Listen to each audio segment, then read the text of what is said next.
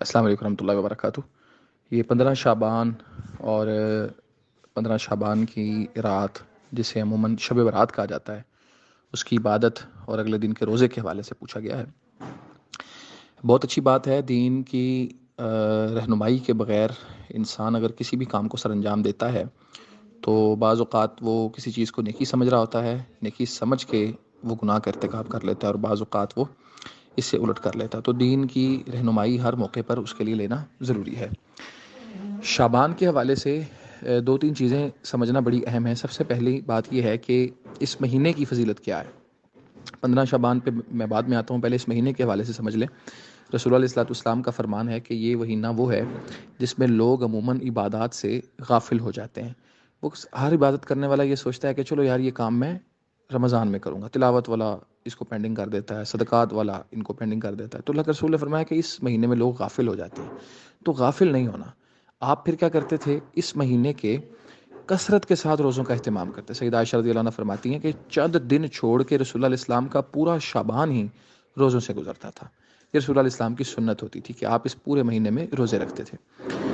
آپ نے پھر صحابہ کو بھی تلقین فرمائی، اور ایک بات آپ نے ساتھ ارشاد فرمائی کہ اذن تصف شعبان، اگر کسی بندے نے شعبان کے پہلے 15 دن میں روزے نہیں رکھے، وہ نہیں رکھ سکا، تو نصف گزرنے کے بعد 15 تاریخ آنے کے بعد اس کو روزہ رکھنے کی اجازت نہیں ہے۔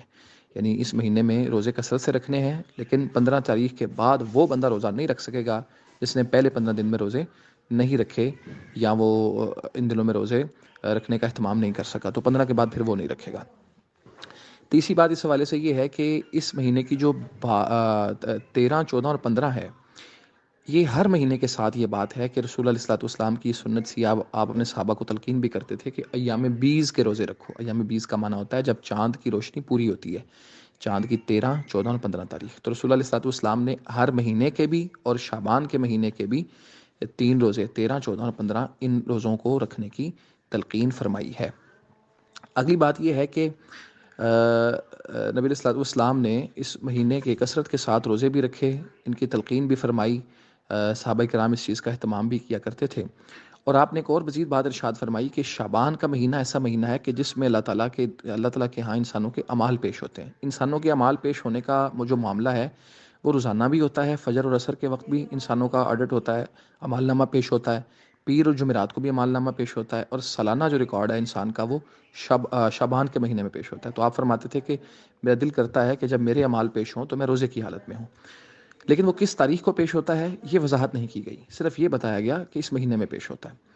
اب آ جائیں صرف 15 تاریخ کے حوالے سے۔ اب بعض لوگوں نے یہ بات اختیار کی ہے کہ وہ صرف 15 شعبان اور اس کی رات، اس کے دن اور رات، ان دو چیزوں کو فضیلت دیتے ہیں۔ 15 کی رات کو وہ عبادت کرتے ہیں اور دن کو وہ روزہ رکھتے ہیں۔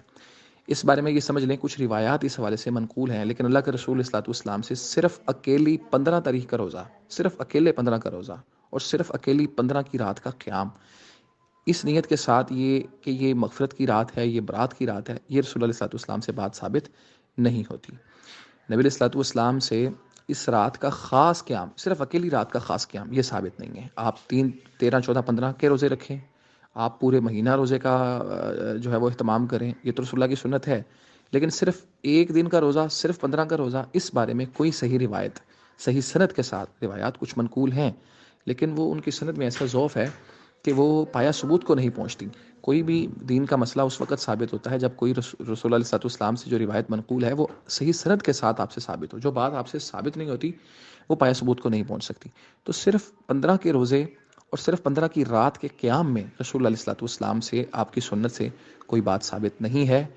اس لیے صرف ایک رات کا قیام اور صرف ایک دن کا روزہ یہ سمجھ کے کہ یہ کوئی دین کا بہت بڑا معاملہ ہے، یا اس کو شب برات قرار دینا، یہ رسول اللہ علیہ السلام کے دین سے بات ثابت نہیں ہو رہی، اس لیے اس چیز سے بچنا چاہیے۔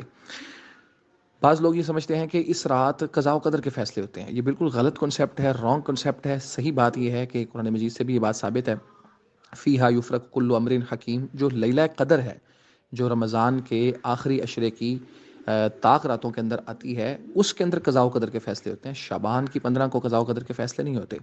صحیح بات کے مطابق قرآن مجید سے جو ثابت ہو رہا ہے وہ قضاء و قدر کے فیصلوں کا معاملہ بھی رمضان المبارک کی لیلہ قدر کے ساتھ ہے، وہ شعبان کی 15 یا اس کی رات کے ساتھ نہیں ہے۔ اس لیے 15 کی رات کو شب برات کہنا یا 15 کے دن کے روزے کا اہتمام یہ رسول اللہ صلی اللہ علیہ وسلم سے صرف اکیلا ثابت نہیں ہے۔ ہاں، جو 13 کو بھی روزہ رکھتا ہے، 14 کو رکھتا ہے، وہ 15 کا بھی رکھے۔ جو شعبان کے اندر روٹین چل رہی ہے روزے رکھنے کی، وہ 15 کا روزہ بھی رکھے، کوئی مسئلے کی بات نہیں ہے۔ رہا مسئلہ اس رات کو اللہ تعالیٰ کے آسمان دنیا پہ نزول کا معاملہ، تو وہ بھی ہر رات ہے۔ رسول اللہ علیہ وسلم کی صحیح حدیث ہے، صحیح مسلم کی، کہ اللہ تعالیٰ روزانہ جب رات کا ایک تہائی حصہ باقی رہ جاتا ہے تو آسمان دنیا پہ نزول فرماتا ہے۔ تو روزانہ اللہ کا نزول ہوتا ہے، روزانہ اللہ تعالیٰ لوگوں کو کہتے ہیں کہ مجھ سے مانگو میں دیتا ہوں۔ اس رات بھی نزول ہوتا ہے عام دنوں، عام راتوں کی طرح۔ تو اس لیے خاص اس رات کی فضیلت نکالنا یا خاص اس دن کی فضیلت نکالنا اور خاص عبادت اور خاص روزے کا اہتمام، چراغاں اور پھر عجیب عجیب قسم کے معاملات اور پھر لین دین اور پھر کھانے پینے اور پھر چیزیں تقسیم کرنا، یہ ہمارے دین سے چیز ثابت نہیں ہوتی۔ جو چیز دین سے ثابت نہیں ہوتی، ایک مسلمان مومن کو اس سے اجتناب کرنا چاہیے۔ جو روایات کچھ اس والے سے آ رہی ہیں وہ پایہ ثبوت کو نہیں پہنچتی۔